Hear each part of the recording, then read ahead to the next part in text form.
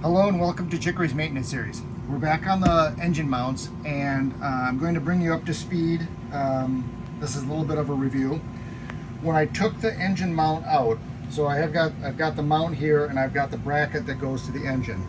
I carefully measured the height from the engine bed to the bottom of the bracket that hooks to the engine, and I wrote those measurements down. What I've done here is, you can see I have two fiberglass pieces of shim.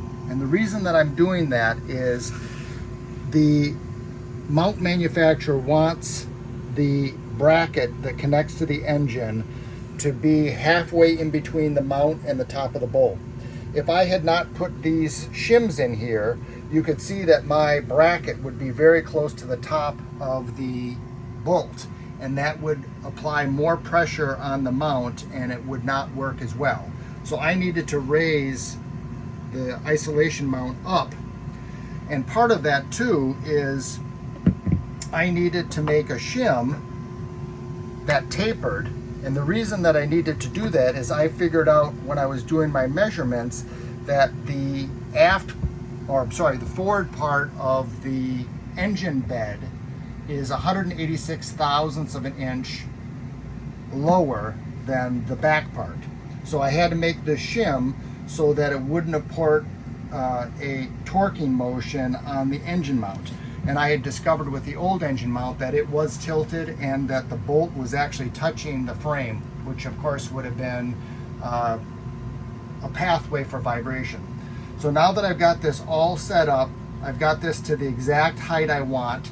So this will make the alignment of the engine so much easier, because every one of these I'm taking off, I'm measuring first, putting it back on in as close as I can get to the original position, and I'm within a couple thousandths of an inch.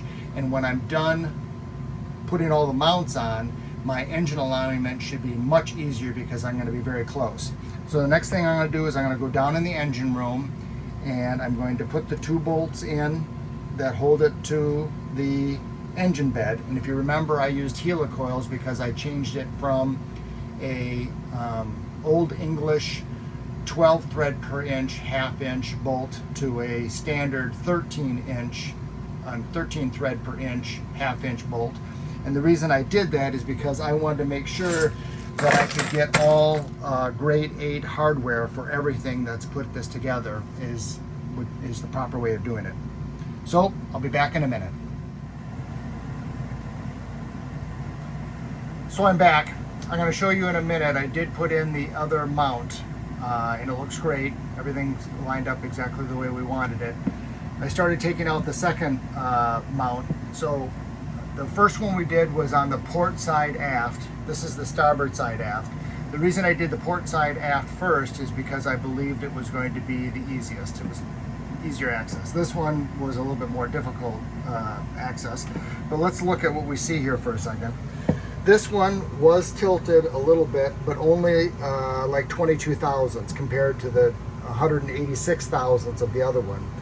But you can see that this surface and this surface are not parallel. The mounts are designed so that the mounting holes and the engine bracket should be parallel with each other. And it is tilted a little bit. You can see that it's tighter on this side than this side. If Tracy goes to the top and looks straight down, you can see that the shaft of the mount goes like this, but the mount is cocked a little bit. So part of that is what I'm going to correct with shims again. But it's just disassembling this now and starting to make the fiberglass mounts. I'm going to grab, oh, here it is. So you can see the other mount here. I want it about midway up, so you can see that I'm going to have to do about a half-inch shim on this one. I don't know if I'll have to use the 1/4 inch, but that's what I'm going to start working on right now. Be back in a little bit.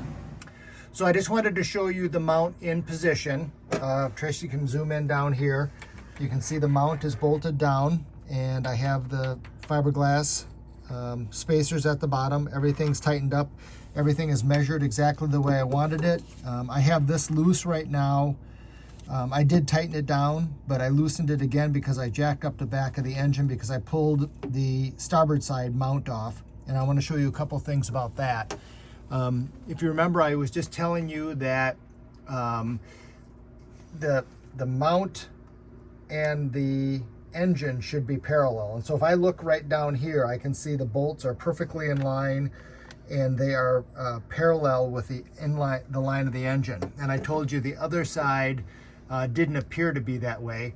Well, now that I have the mount out, you can take a look over here with Tracy. You can see that this hole is much closer than this hole. So I don't think I can do much about that. I took some measurements and see if I could re-drill, but it doesn't look that way.